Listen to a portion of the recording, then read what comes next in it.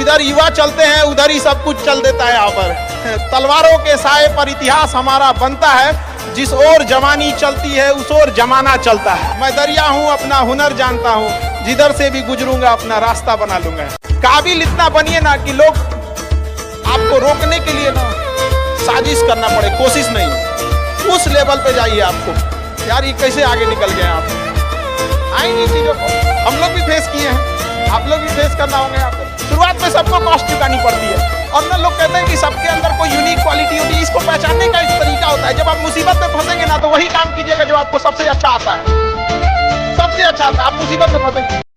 अगर यूपीएससी की इंटरव्यू में 10 में से 9 क्वेश्चन के आंसर भी आप सॉरी सर और sorry ma'am I don't know कह के देते हो, उसका कोई इंपैक्ट नहीं पड़ता। इंपैक्ट पड़ता है वो 9 क्वेश्चन न आने का प्रेशर आप कैसे हैंडल करते हैं। आपके पसीने छूट जाते हैं या आप वही टेम्परामेंट के साथ इंटरव्यू कंटिन्यू करते हैं। मार्क्स उस चीज के, मार्क्स है आपकी सोच के। एक ऑफिसर के तौर पे जब आपको आईएएस या आईपीएस की सीट पे बिठाया जाएगा, how will you treat the citizens of this nation? What will be your attitude to each and every person who is going to come and meet you? These things are being tested during UPSC interview. और इस सारी journey में अगर सबसे important कोई चीज है तो that is your learning attitude, और not for UPSC, for life even. देखिए, जो नसीब का मामला है, मेरे ख्याल से आपकी उम्र में नसीब को नहीं मानना चाहिए। दुनिया में किसी को नहीं पता कि नसीब है या नहीं, और है तो कितना है। और पराजित व्यक्ति को तसल्ली देने के लिए सबसे अच्छा शब्द है नसीब, भाग्य, नियति। सब कुछ हमारे हाथ में नहीं होता है, सच में नहीं होता है। पर इसका मतलब ये भी नहीं है कि सब कुछ किसी और के हाथ में होता है। अगर ऐसा होता तो बिना मेहनत करने वाले आईएएस बन जाते या कुछ भी बन जाते। ये हो सकता है कि आईएएस बनने के एग्जाम में 10 ने मेहनत की, उनमें से 8 का हुआ, 2 का नहीं हुआ। पर यह नहीं हो सकता कि एक आदमी ने मेहनत नहीं की तो उसका आईएएस हो गया।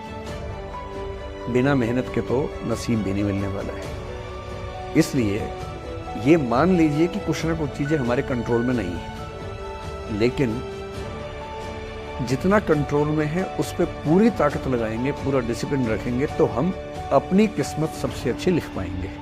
तो आपके चेहरे पे कभी कभी कुछ दाने निकल जाते हैं, उसको छेड़ा नहीं जाता है। 10 दिन 15 दिन बाद वो खत्म हो जाता है, फिर दिखता तो है तो आपका चेहरा ही दिखता है। और ज्यादा खखोरेंगे ना तो उधर के बर्बाद कर देगा आपको। निकला है छोड़ दीजिएगा उसको। एक समय आएगा जब आप ही जाने जाएंगे। यहाँ लोग किस चीज पे नहीं उंगलियां उठा देते हैं, भगवान को उंगलियां उठा दिए लोग। अग्नि परीक्षा भगवान को देना पड़ा, हम लोग की क्या औकात है जी यहाँ पर। लोग बोलते हैं कि 1 साल में प्रिपरेशन, जैसे मैंने जून 2016 में मैं दिल्ली गया और जून 2017 में मैं अपियर हुआ and I clear UPSC and GPSC. People से कि सर 1 साल की मेहनत में आपने एग्जाम क्लियर कर दिया। यस, टेबल और चेयर पे बैठ के करने वाली मेहनत 1 साल की थी, लेकिन उसके पीछे की मेंटल प्रिपरेशन कितनी पुरानी थी। जब मैं प्राइमरी स्कूल में था तब सोचा था कि आईएएस बनना है, और तब से मेरी जो जर्नी है, तब से मेरा जो टेम्परामेंट है, तब से मेरा जो एटीट्यूड है, वो इसी डायरेक्शन में था।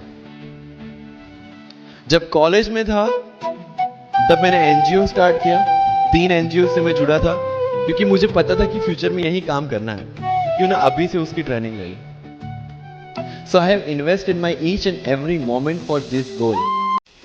अगर आप खुद को हैंडल नहीं कर सकते तो दुनिया को क्या हैंडल करेंगे? दुनिया को हैंडल करने से पहले खुद को हैंडल करना सीखना पड़ता है, और उसका सबसे आसान जो रामबाण उपाय है उसको बोलते हैं द आर्ट ऑफ लेटिंग गो। जाने दो। वो अफसाना जिसे अंजाम तक लाना न हो मुमकिन, उसे एक खूबसूरत मोड़ देकर छोड़ना अच्छा।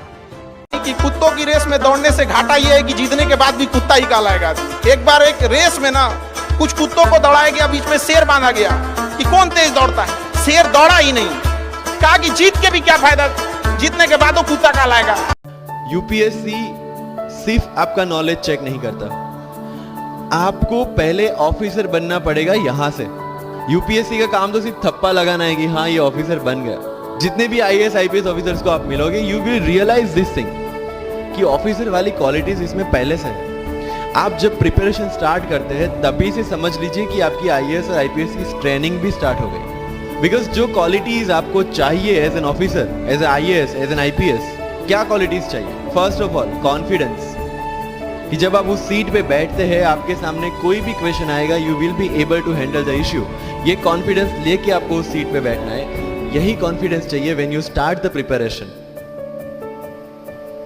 डिसीजन मेकिंग, अगर हर एक टॉपिक पे आप हर एक कोई को पूछने जाते हैं भाई इसमें कौन सी बुक पढूं, इसमें क्या पढूं, इसमें क्या करूं, then you are not suitable for this exam. हम जब छोटे थे ये गाने सुनते थे, हम ये सुन के बड़े हुए कि ऐसा ही करना पड़ता है शायद प्रेम में। तो हमारे स्कूल में लोगों ने इसका पैरोडी बनाई, जब कोई तुम्हारा सर फोड़ दे, तड़पता हुआ जब तुम्हें छोड़ दे, तब तुम मेरे पास आना प्रिय, ये क्लिनिक खुला है, खुला ही रहेगा तुम्हारे लिए, तो बस आ जाना।